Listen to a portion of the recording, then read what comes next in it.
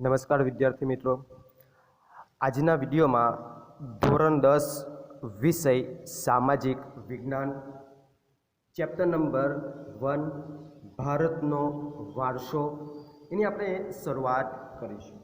ભારતનો વારસો એટલે ભારતને જે કંઈ ભૌગોલિક રીતે જે કંઈ પ્રાપ્ત થયું છે પ્રકૃતિ તરફથી તેને આપણે ભારતનો વારસો કહીએ છીએ। હવે આ ભારતનો વારસો કઈ રીતે વારસા તરીકે ભારતના વારસા તરીકે વિશ્વમાં વિખ્યાત બન્યો તો તે આપણે આ ચેપ્ટરમાં જોવાનું રહેશે। તેની સાથે સાથે ભારતનું નામ ભારત કઈ રીતે પડ્યું તે પણ આપણે અભ્યાસ કરીશું। શરૂઆત કરીએ આપણે ભારતના વારસાની પ્રસ્તાવનાથી। તો ભારત પ્રાચીન સંસ્કૃતિ ધરાવતો દેશ છે। આપણો કેવો છે પ્રાચીન સંસ્કૃતિ। આપણી સંસ્કૃતિ 5000 વર્ષ કરતાં પણ જૂની છે એમ કહી શકાય। એટલે ભારત પ્રાચીન સંસ્કૃતિ ધરાવતો દેશ છે। ભારતના પ્રાચીન ગ્રંથ વિષ્ણુ પુરાણમાં ભારતનો એક પ્રાચીન ગ્રંથ લખાયો છે વિષ્ણુ પુરાણ, અને એમાં ભારત વિશે શું કહ્યું છે? ઉત્તરમ યત્સ સમુદ્રસ્ય હિમાદ્રેશ્ચૈવ દક્ષિણમ વર્ષમ તદ ભારત નામ ભારતીયત્ર સંસતિહ। એટલે શું કહે છે કે સમુદ્ર જે છે ભારતના, આપણે જોવું સૌ કોઈ જાણીએ છીએ 3 દિશાઓમાં સમુદ્ર આવ્યો છે। તો સમુદ્રની ઉત્તરે અને હિમાલયની દક્ષિણે, સમુદ્રની ઉત્તર બાજુ અને હિમાલયની દક્ષિણ બાજુ જે સ્થળ આવ્યું છે તેનું નામ છે ભારત વર્ષ। જેના સંતાનો ભારતીય છે, ભારતમાં રહે છે, તેને ભારતીય કહેવાય છે।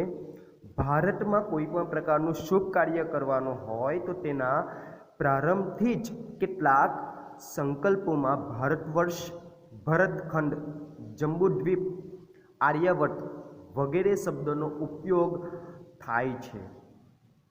હવે પૂર્વ, પશ્ચિમ અને દક્ષિણ એમ 3 દિશાઓમાં આપણે ત્યાં સમુદ્ર આવ્યા છે, અને ઉત્તર દિશામાં હિમાલયની ગિરિમાળા એટલે કે હિમાલયનો પર્વત આવ્યો છે। એવી આપણને પ્રકૃતિ તરફથી સીમાઓ આપવામાં આવી છે। ભારતને એક રક્ષણ આપતી સીમા કહી શકાય। તો 3 બાજુ સમુદ્ર આવેલા છે અને એક બાજુ હિમાલયની પર્વતમાળા એટલે કે ગિરિમાળા આવી છે। આપણા દેશની સમૃદ્ધિથી આકર્ષાઈને અનેક વિદેશી પ્રજાઓ ભારતમાં વ્યાપાર કરવા માટે આવી, અને ધીરે ધીરે લોકો વ્યાપારની સાથે સાથે શું થઈ ગઈ, અહીં જ રહેવા લાગી, અને અહીં જ જે કંઈ ભારતના લોકો હતા તેના સાથે ભળી ગઈ। ભારતના લોકો સાથે એ દરેક બાબતોનું આદાન પ્રદાન કરવા લાગી। ભારત લોકો પરસ્પર પ્રક્રિયા કરવા લાગ્યા, અને દેશમાં અનેક પરિવર્તનો જોવા મળ્યા। કઈ રીતે? તો એ જે પ્રજાઓ વિદેશમાંથી આવી ભારતમાં, અને એમના વિચારો જે છે તે આપણને આપ્યા, આપણા વિચારો એમણે લઈ આપ્યા, એ લોકોની રહેણી કહેણી આપણને આપી, આપણી થોડીક રહેણી કહેણી એ લોકોએ સ્વીકારી। એટલે સંસ્કૃતિનું આદાન પ્રદાન થયું અને એક નવું જ પરિવર્તન બન્યું, અને એ રીતે એક પેઢીનું બીજી પેઢીમાં હસ્તાંતર થયું, અને આ રીતે આપણો ભારતનો વારસો જે છે એક મજબૂત બન્યો અને સાતત્યપૂર્ણ વિકાસ ભારતના વારસાનો થયો। હવે ટોપિક આવે છે ભારતનું સ્થાન અને વિસ્તાર। સ્થાન, કદ અને વિસ્તાર આપણે ધોરણ 9માં અભ્યાસ કરી જ ચૂક્યા છે। પ્રાચીન સમયનું ભારત ઘણું વિશાળ હતું। પ્રાચીન સમયની વાત કરીએ, જ્યારે ભારતનો નકશો હાલના સમયગાળામાં કેટલાક ભારતમાંથી કેટલાક દેશ અલગ થયા, જે પહેલાં ભારતમાં જ સમાતા હતા, તો તે પહેલાં ભારત જે છે તે ખૂબ જ વિશાળ હતું। હાલમાં પણ ભારત વિસ્તારની દ્રષ્ટિએ વિશ્વમાં 7મા ક્રમે આવે છે। યાદ રાખજો, વિસ્તારની દ્રષ્ટિએ ભારત દેશ જે છે તે 7મા ક્રમે આવે છે, અને જનસંખ્યાની સંખ્યાએ દ્રષ્ટિએ બીજા સ્થાને આવે છે। પ્રથમ સ્થાને ચીન છે, યાદ રાખજો। હવે આવે છે વૈવિધ્યસભર વારસો। ભારત ભૂમિએ આપણને અને વિશ્વને સમૃદ્ધ અને વૈવિધ્યસભર વારસો આપ્યો છે। ભારતની ભૂમિએ આપણને વિવિધતાવાળો વારસો આપ્યો છે। આપણે જોઈ શકીએ છીએ કે આપણી સંસ્કૃતિ કેવી છે, શાંતિપ્રિય છે। લડાઈ ઝઘડામાં આપણી સંસ્કૃતિ માનતી નથી, શાંતિપ્રિય છે, શાંતિ ઈચ્છે। અને સાથે સાથે આપણો દેશ જે છે તે વેપાર માટે પણ એક અવ્વલ સ્થાને રહી ચૂક્યો છે।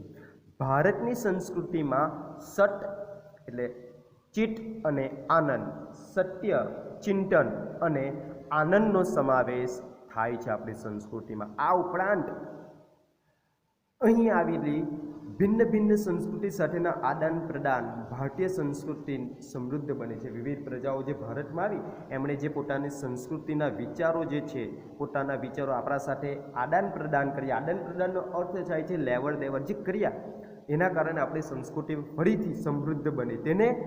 એણે અપનાવેલ અહિંસા અને શાંતિના મૂલ્યોને આજે વિશ્વભરમાં પ્રશંસા અને સ્વીકાર થયો છે. મતલબ આપણી જે સંસ્કૃતિ છે તેને શું કર્યું છે? અહિંસા એટલે લડાઈ ઝઘડામાં માનવું નહીં, શાંતિથી રહેવું અને શાંતિપૂર્વકના જે વિચારો સ્વીકાર્યા છે તે આજે આખા વિશ્વમાં વિશ્વ પ્રસિદ્ધ બન્યા છે. લોકો એનાથી એ વિચારોથી એક આકર્ષાયા છે.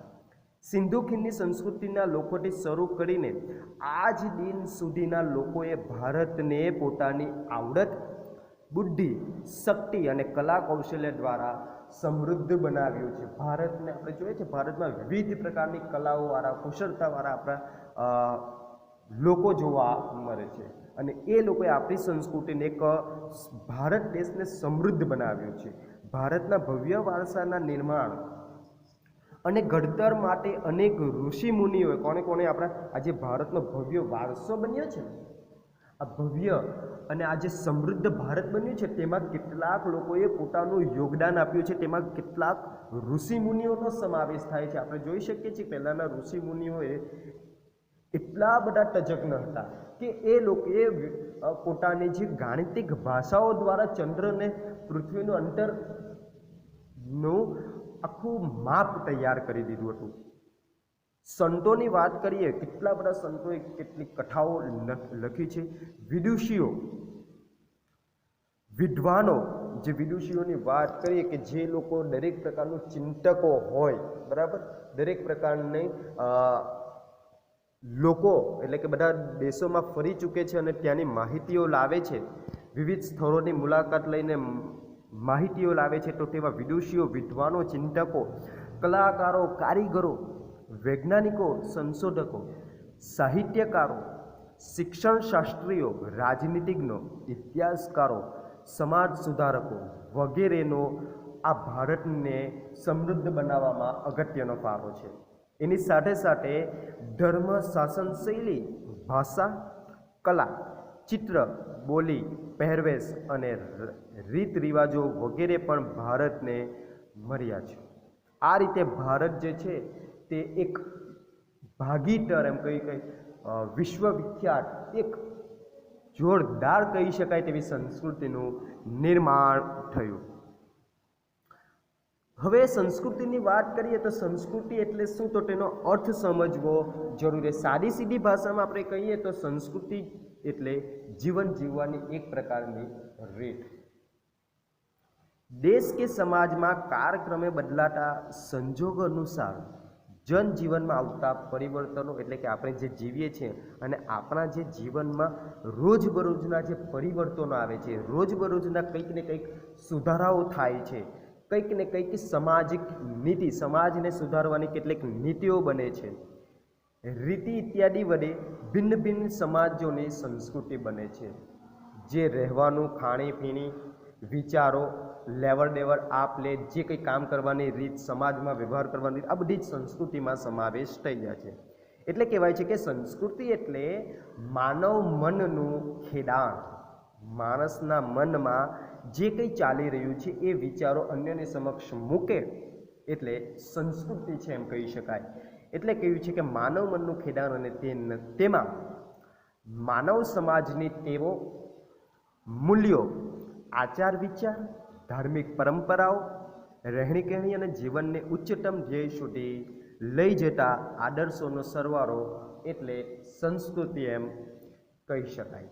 હવે આ સંસ્કૃતિનો વારસો શું છે, તો ભારતીય સંસ્કૃતિના વારસા વિશેની વાત કરીએ તો વારસો એટલે આપણને આપણા પૂર્વજો તરફથી જે કંઈ અમૂલ્ય ભેટ પ્રાપ્ત થઈ છે તેને આપણે વારસો કહીએ છીએ. ભારતનો ઇતિહાસની વાત કરીએ તો એ હજારો વર્ષ પુરાણો છે, એટલે કે જૂનો છે. શાળાકીય અભ્યાસમાં લેવાતી દૈનિક પ્રતિજ્ઞામાં આપણે આપણે જે પ્રતિજ્ઞા બોલીએ છીએ શરૂઆતમાં પ્રાર્થના પછી, તો તેમાં હું મારા દેશને ચાહું છું અને તેના સમૃદ્ધ અને વૈવિધ્યપૂર્ણ વારસાનો મને ગર્વ છે. એટલે કે ભારતે જે કંઈ મને વારસો આપ્યો છે તેનો મને ગર્વ છે. હું મારા દેશને ચાહું છું. અહીંયા આ શબ્દ કહીએ છીએ. આ સમૃદ્ધ વારસો એટલે ભારતનું સમગ્ર વિશ્વને પૂર્ણ માનવ જીવનના રહસ્યોનું પ્રદાન એમ કહી શકાય. ભારતના વારસાને બે વિભાગમાં વહેંચી શકાય છે. એક ભારતનો પ્રાકૃતિક વારસો અને બીજો છે ભારતનો સાંસ્કૃતિક વારસો. વિદ્યાર્થી મિત્રો, આ જે શબ્દ આવે છે ભારતનો પ્રાકૃતિક વારસો અને ભારતનો સાંસ્કૃતિક વારસો, એ પરીક્ષાની દ્રષ્ટિએ અગત્યનો મહત્વનો સવાલ છે. બે વાક્યમાં એટલે કે 2 માર્ક્સમાં અથવા તો 3 માર્ક્સમાં આ પ્રશ્ન પૂછાતો આવ્યો છે વારંવાર અને હોય જ છે. તો પ્રાકૃતિક વારસો શું છે ભારતનો? તો પ્રકૃતિ એટલે કુદરત, આપણે જેને કહીએ છીએ પ્રકૃતિ, પર્યાવરણ અને માનવ જીવનની વચ્ચેના નિકટતમ નજીકના સંબંધોનું પરિણામ એટલે પ્રાકૃતિક વારસો. પ્રકૃતિ, પર્યાવરણ અને માણસ જીવન હોય છે તે વચ્ચેના નજીકના સંબંધને આપણે પ્રાકૃતિક એટલે કે પ્રાકૃતિક વારસો કહીએ છીએ. પ્રાકૃતિક વારસો એ કુદરતની ભેટ છે. યાદ રાખજો, પ્રકૃતિનો શબ્દ આવે છે તેમાં માનવનો કોઈ પણ પ્રકારનો હાથ હોતો નથી. એ ફક્ત ને ફક્ત કુદરત તરફથી પ્રાપ્ત થયો છે, પ્રકૃતિ તરફથી થયું હોય છે. એક ભેટ છે. ભારતનો પ્રાકૃતિક વારસો વિશિષ્ટ અને વૈવિધ્યસભર છે. આપણે જોઈ શકીએ છીએ ભારતનો પ્રાકૃતિક વારસો. પ્રકૃતિ એટલે શું? જે કુદરતે બનાવી હોય. કુદરતે શું બનાવી?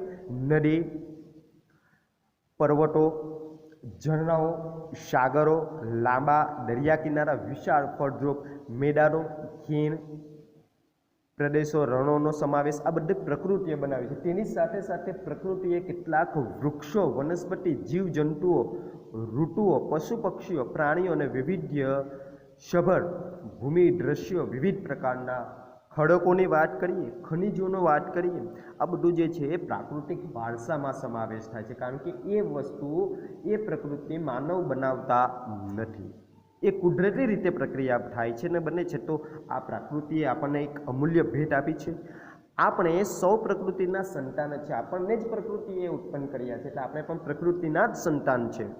પ્રકૃતિ એ આપણી આહાર, પાણી, શુદ્ધ વાયુ તેમજ નિવાસ જેવી લગભગ બધી જ આવશ્યકતાઓ, જે જરૂરિયાત માણસને હોય છે, તે દરેક પ્રકારની જરૂરિયાતો તો આપણને પ્રકૃતિએ સુંદર રીતે વ્યવસ્થા કરીને જ આપી છે.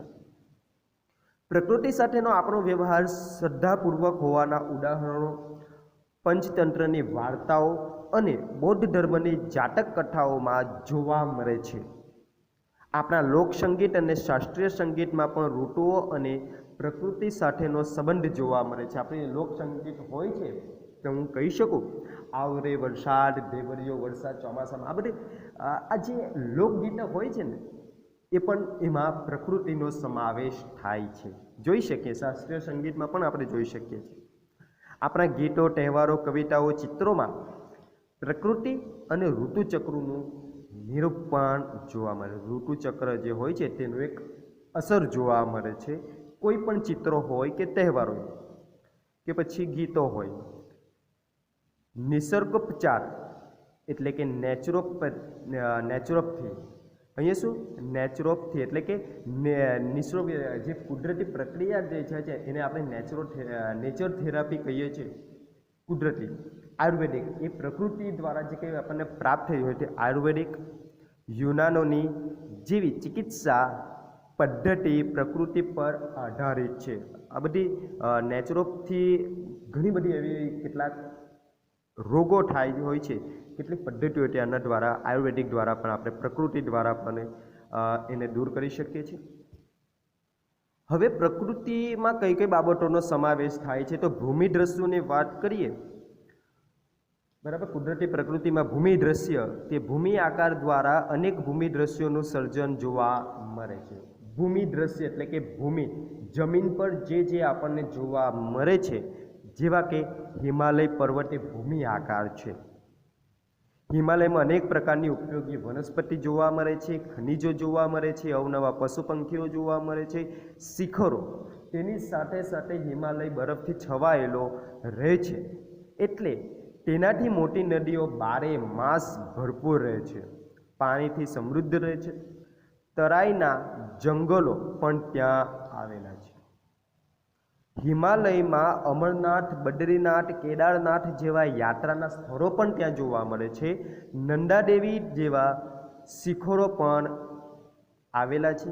ભારત માટે હિમાલયનું મહત્વ ઘણું જ છે. તો આ ભૂમિ દ્રશ્યમાં હિમાલયની વાત કરી છે અને હિમાલય પર વિવિધ પ્રકારની વનસ્પતિ, વૃક્ષો, વન્યજીવોની વાત કરવામાં આવી છે. ત્યાર પછી આપણને પ્રકૃતિએ નદીઓ આપી છે. આપણે જોઈ શકીએ છીએ નદીઓમાં આપણે કેટલીક નદીઓ જે છે તેને હજુ પણ આપણે માતા તરીકે બિરુદ આપીએ છીએ અને એ નદીઓમાં આપણે વિવિધ પ્રકારની સિંધુ, ગંગા, યમુના, સરસ્વતી, નર્મદા, ગોદાવરી, કૃષ્ણા, કાવેરી જેવી લગભગ બધી જ નદીઓને લોકજીવન પર એક ઉમદો અસર પાડ્યો છે. નદીના પાણી દ્વારા આપણે પીવાનું પાણી, વપરાશનું પાણી, સિંચાઈ, વીજળી, ખેતી, જળમાર્ગ જેવી મહત્વની જરૂરિયાતો સંતોષવા માટે આપણે આ નદીના પાણીનો ઉપયોગ કરીએ છીએ. એની સાથે સાથે માટીના વાસણો બનાવવા હોય, લીપણ કરવું હોય, જે ગામડાઓમાં લીપણથી ઘર બનાવવામાં આવે તો એના માટે પણ પાણીનો ઉપયોગ થાય છે. તેની સાથે સાથે પાણીનો ઉપયોગ ઉદ્યોગોમાં પણ થાય છે.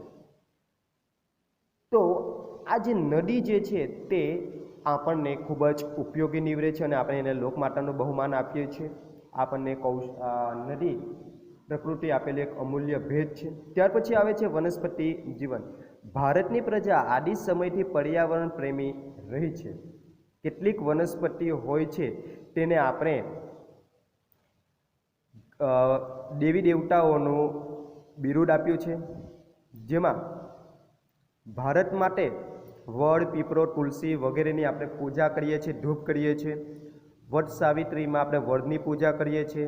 અનાજમાં આપણને પ્રકૃતિએ કઠોળ વનસ્પતિ જેવો કઠોળ તેલીબિયા છોડ, ધન ધાન્યથી લહેરાતા ખેતરો આપણને આપ્યા છે. વનસ્પતિ ભરેલા જંગલો ઔષધિઓ માટે ઉપયોગી છોડવાઓ આપણને આપ્યા છે. હળદે, આંબળા, બહેડ એવા કેટલાક અલગ અલગ ઔષધિઓ, કેટલાક ફૂલો આપણને સુંદર રીતે આપણને પ્રકૃતિએ આપ્યા છે. ત્યાર પછી આવે છે વન્યજીવન, વાઇલ્ડ લાઈફ. પ્રાચીન સમયથી ભારત દેશ પ્રકૃતિ પ્રેમી હોવાની સાથે સાથે પ્રાણી પ્રેમી પણ છે. હાલના સમયગાળામાં સરકારે પ્રાણીઓમાં પર શિકાર કર્યો તો એના ઉપર કડક કાયદો મૂકવામાં આવ્યો છે, સજાને પાત્ર બને છે.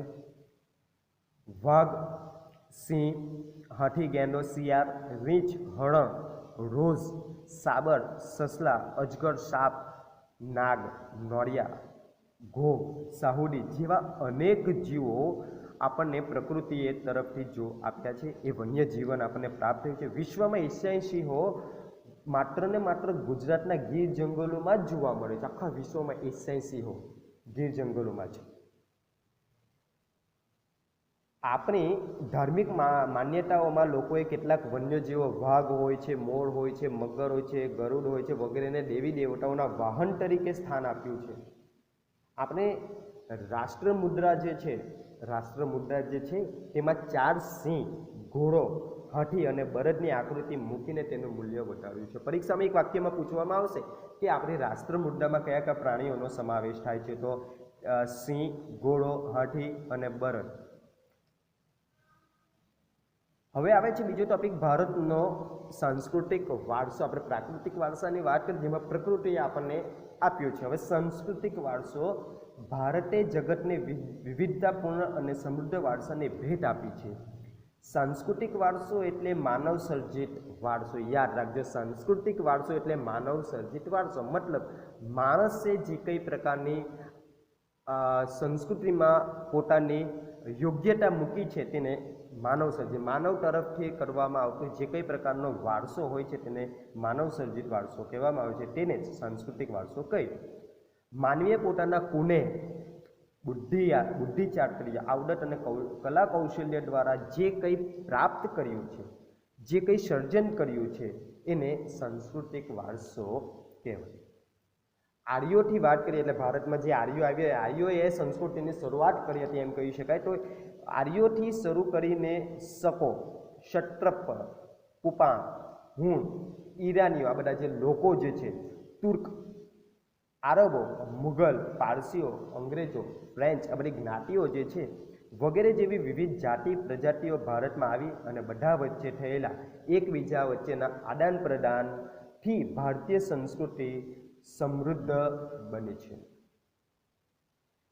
પ્રાગ ઐતિહાસિક એટલે કે બહુ વર્ષો પહેલાંની વાત કરીએ, 5000 વર્ષ પહેલાંની વાત કરીએ તો ભારતે વિશ્વની પ્રજાઓને સાંસ્કૃતિક વારસાઓથી ઘણી બધી બાબતોની ભેટ આપી છે. ઉદાહરણ તરીકે શિલ્પ સ્થાપત્યની કળા આશરે 5000 વર્ષ જેટલી પ્રાચીન છે. આપણી શિલ્પકલા એ કઈ રીતે કહી શકાય કે જે સિંધુ ખીણ છે તેની સંસ્કૃતિના પુરાતન અવશેષો, પુરાતન એટલે કે જે ખોદકામ કરવામાં આવે તેને પુરાતન કહેવામાં, અવશેષોને ગણી શકાય છે.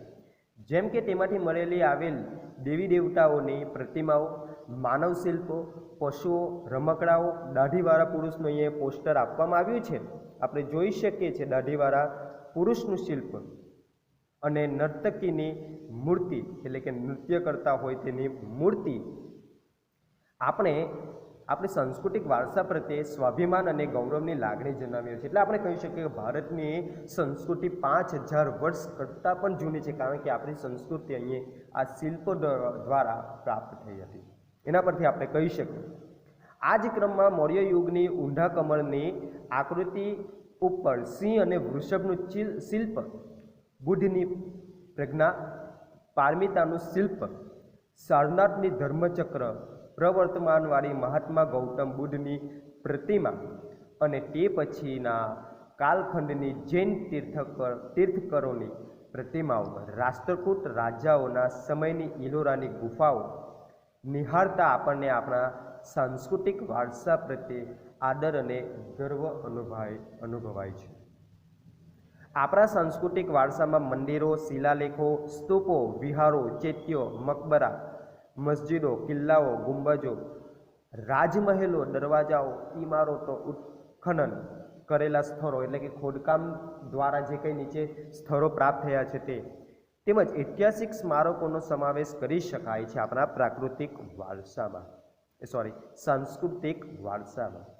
આપણા સાંસ્કૃતિક સંગ્રામમાં ઐતિહાસિક સ્થળો જેવા કે સાબરમતી આશ્રમ, દાંડી, આ બધા ઇતિહાસો સર્જે. ઐતિહાસિક સ્થળો બારડોલી, વર્ધા, શાંતિ નિકેતન જે કોલકાતામાં આવ્યું છે, દિલ્હી વગેરે પણ સાંસ્કૃતિક વારસા તરીકે જ ઓળખાવી શકાય. ભાષા, લિપિ, અંકો, શૂન્યની શોધ, ગણિત, પંચાંગ, ખગોળ, લોખંડ, સાહિત્ય, ધર્મ, યુદ્ધશાસ્ત્ર, રથ, રાજ્યશાસ્ત્ર, પ્રાણીશાસ્ત્ર, વનસ્પતિશાસ્ત્ર, વાસ્તુશાસ્ત્ર, ધર્મો, ગણતંત્ર, ન્યાયતંત્ર, વિધિ વિધાન, પર્યાવરણ, સુરક્ષા આદિ ઘણી મહત્વની શોધો આપણા ભારતમાં જ થઈ ચૂકી છે. ગુજરાતનો સાંસ્કૃતિક વારસાની વાત કરીએ તો સાંસ્કૃતિક, પૌરાણિક અને પુરાતત્વીય મહત્વ ધરાવતા સ્થળોમાં લોથલ જે ધોળકા તાલુકામાં આવ્યું છે, રંગપુર લીંબડી તાલુકો, સુરેન્દ્રનગર જિલ્લો, ધોળાવીરા કચ્છ જિલ્લામાં આવ્યું છે, રોજડી અથવા શ્રીનાથ જે રાજકોટ જિલ્લામાં વગેરે આપણા જે ગુજરાતના સાંસ્કૃતિક વારસામાં સમાવેશ થાય છે. વડનગરનું કીર્તિ તોરણ પરીક્ષામાં પૂછવામાં આવશે વૈકલ્પિક પ્રશ્નમાં, અથવા તો શું કહેવાય વિકલ્પો હોય, એક વાક્યમાં હોય કે જોડકા હોય તો તેમાં પૂછવામાં કે વડનગરમાં શું આવ્યું છે? કીર્તિ તોરણ. જૂનાગઢમાં આવેલો સમ્રાટ અશોકનો શિલાલેખ, મોઢેરાનું સૂર્ય મંદિર, ચાંપાનેરનો દરવાજો, સિદ્ધપુરનો રુદ્ર મહાલય, વીરમગામનું મુનસર તળાવ, અમદાવાદ જામા મસ્જિદ, ઝુલતા મિનારા, સીદી સૈયદની જારી, હઠીસિંગના દહેરા, પાટણનું સહસ્ત્રલિંગ તળાવ, વડોદરાનો રાજમહેલ, જૂનાગઢનો મહાબતખાનોનો મકબરો, નવસારીની પારસી અગિયારી વગેરે ઐતિહાસિક મહત્વના ધરાવતા જોવાલાયક સ્થળો છે. ધાર્મિક મહત્વ ધરાવતા સ્થાનોમાં દ્વારકાનું દ્વારકીશ મંદિર પણ એક સાંસ્કૃતિક વારસામાં છે. અહીંયા અશોકનો શિલાલેખ છે. શિલા એટલે એક પ્રકારની મૂર્તિ, બરાબર, પથ્થર, અને પથ્થર પર લેખ એટલે લખાયેલા, પથ્થર પર લખાયેલા જે બાબતો છે તે પણ એક ઐતિહાસિક સ્થળોમાં જ આવે છે ગુજરાતમાં. જગતગુરુ શંકરાચાર્યની શારદાપીઠ, 12 જ્યોતિર્લિંગ પૈકીનું સોમનાથ મંદિર, ઉત્તર ગુજરાતમાં અંબાજી, બહુચરાજી અને મહાકાલી માતાજી, મીરદાતા ઉનાવા મહેસાણા જિલ્લો, જૈન તીર્થ પાલીતાણા ભાવનગરમાં આવ્યું છે, રણછોડરાયજી મંદિર ડાકોર ખેડા જિલ્લામાં આવ્યું છે, અને શામળાજી અરવલ્લી જિલ્લો વગેરે તીર્થ સ્થાનો ગણાવી શકાય. આપણે તીર્થ સ્થાનો ગણાવી શકાય. પરીક્ષામાં એના વિશે કેટલીક માહિતી આપવામાં આવશે અથવા પૂછવામાં પણ આવશે. તેના વિશે લખો કોઈ તીર્થ સ્થાનો વિશે. ગુજરાતના જાણીતા ધાર્મિક સમાજ અને પ્રવાસનલક્ષી સ્થળોમાં પોળો વિજયનગરમાં આવ્યું છે, સાબરકાંઠા જિલ્લામાં. પતંગોત્સવ અને કાંકરિયા કાર્નિવલ અમદાવાદમાં થાય છે. તાનારીરી મહોત્સવ વડનગરમાં થાય છે. ઉત્તરાર્ધ નૃત્ય મહોત્સવ મોઢેરામાં થાય છે. રણોત્સવ કચ્છ વગેરેનો સમાવેશ પણ આમાં થાય છે. ધાર્મિક સામાજિક અને પ્રવાસન એટલે પ્રવાસ કરી શકાય તેવા ધાર્મિક સ્થળો. જૈન બૌદ્ધ પ્રવાસન સ્થળ, જૈન ધર્મના જે એવા સ્થળો કે જ્યાં પ્રવાસ થઈ શકે, તો ગુજરાતમાં જૈન અને બૌદ્ધ ધર્મનો પ્રચાર પ્રસાર થયેલો છે. જેના આધાર સ્વરૂપે ગુજરાતમાં વડનગર, તારંગા, ખંભાલીડા, જુનાગઢ, શામળાજી, કોટેશ્વર, તળાજા, ઢાક, ઝઘડિયા વગેરે સ્થળોએ બૌદ્ધ અને જૈન ગુફાઓ જોવા મળે છે. આજના વિડીયોમાં આટલું જ જોઈશું. નેક્સ્ટ વિડીયોમાં આપણે આગળ વિશે અભ્યાસ કરીશું. ત્યાં સુધી જય હિન્દ.